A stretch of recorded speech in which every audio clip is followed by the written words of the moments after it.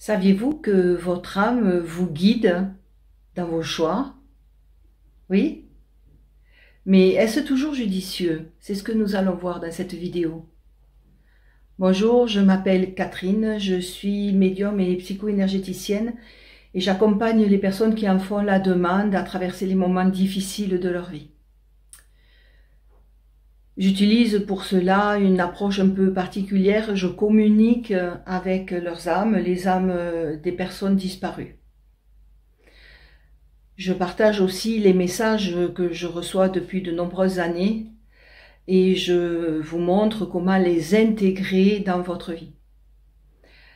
Je vous remercie de vous abonner, de mettre un pouce bleu, ça me fera plaisir. Alors, dans un monde idéal, l'âme nous guide. L'âme nous montre la route, l'âme nous montre la voie à suivre et nous aide à traverser les épreuves. Ça, ce serait vraiment parfait si cela se produisait ainsi à chaque fois. Cependant, ce n'est pas toujours le cas, loin de là. Les âmes qui se comportent ainsi sont des âmes qui ont beaucoup d'expérience dans ce monde ou dans l'autre. Mais qu'en est-il pour les autres? Eh bien, c'est différent. Elles ont une influence dans nos vies, ça c'est une certitude. Mais est-ce toujours juste par rapport à ce qu'elles doivent apprendre, comprendre, libérer, par rapport à ce que nous vivons? Non. C'est à nous de comprendre ce qui est juste dans nos vies. Alors, nous ne sommes pas que des corps. Nous sommes aussi des êtres qui avons une mémoire génétique, une conscience au sens psychologique et philosophique du terme. Certaines âmes n'ont jamais été incarnées. Aussi, tout est neuf pour elles, elles doivent tout comprendre. Elles pensent, pour certaines, que la vie est légère. Hein.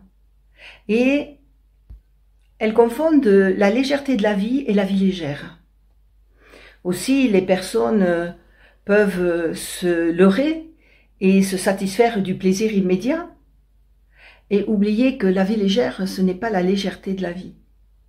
Ça ne veut pas dire qu'on ne peut pas s'amuser, profiter de l'existence, pas du tout, mais plutôt de façon juste et équilibrée, de sorte de ne pas se couper de qui nous sommes, de ce que nous devons comprendre, de nous rapprocher toujours de la parole qui nous montre ce qui est juste de faire pour nous et pour les autres. Ensuite, nous pouvons avoir une âme qui rêve d'avoir une vie de famille. Or, ça peut arriver qu'elle s'incarne dans une famille où il y a eu beaucoup d'abus. Et là, ça va être très compliqué pour elle, parce que la personne, effectivement, peut tout mettre en place pour créer sa propre famille, avoir des enfants, se marier, ou le faire dans l'autre sens. Et puis, finalement, les meurtrissures du cœur et du corps auront été trop fortes, et elle partira. Ça ne veut pas dire pour autant qu'elle délaissera ses enfants, mais cette notion de famille ne correspondra pas à la notion de famille de l'âme. Et tout sera mis en place pour fuir tout ça. Or, il ne fallait pas fuir, il faut se rapprocher de ça, guérir ses blessures, pour vivre ce que l'âme a vécu. Croyez-moi, ce n'est pas si simple. Alors, tôt ou tard, rappelons-nous que toutes les âmes auront la même expérience, pas nécessairement les mêmes vies par rapport à ce qu'elles doivent comprendre, apprendre, mais on atteindra tous ce niveau de compréhension du sens juste de la parole. Ça nous renvoie à l'humilité dont j'ai plusieurs fois parlé. Alors, oui, les âmes nous guident, mais en fonction de leur niveau de compréhension, de là où elles en sont.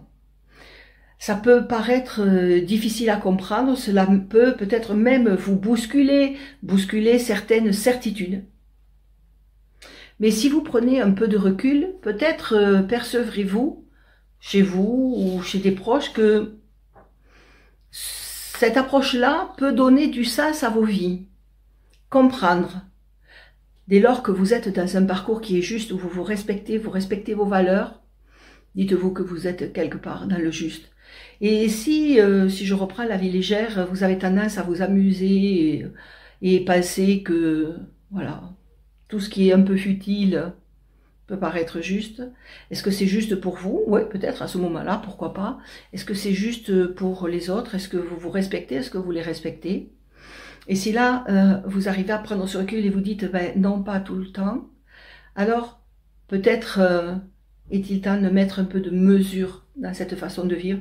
Et là, eh bien, vous allez faire le travail d'âme qui, elle, est venue apprendre la mesure.